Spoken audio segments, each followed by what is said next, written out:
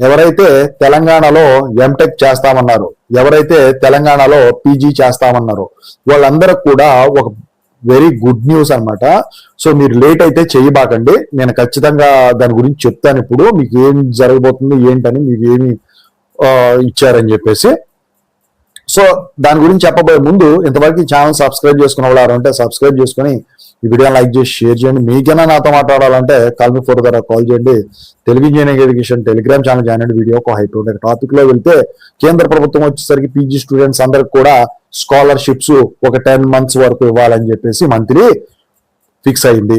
So ప్రతి నెల 10,000 రూపాయల లెక్క మీకు ఇవ్వదలిచింది. అయితే మరి మీరు ఏం చేయాలి? మీరు అప్లై చేసుకోవాలి. ఎలా అప్లై చేసుకోవాలి?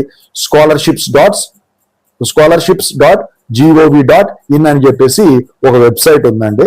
దాంట్లోకి వెళ్ళి మీరు కేంద్ర ప్రభుత్వానికి మీ అప్లికేషన్ కనుక ఫిల్ చేసినట్టయితే ప్రతి నెల మీకు స్టైఫండ్ కింద పీజీ స్టూడెంట్స్ కి 10,000 రూపాయలు 10 నెలల పాటు ఇవ్వాలని చెప్పేసి వాళ్ళు నిర్ణయించారు. ఈ మంత్ 23rd ఏమో దానికి లాస్ట్ డేట్ అండి. మీరైతే ఖచ్చితంగా డిలే చేయకుండా ఖచ్చితంగా అయితే అప్లై చేసుకోండి. ఓకేనా? I wish all the best.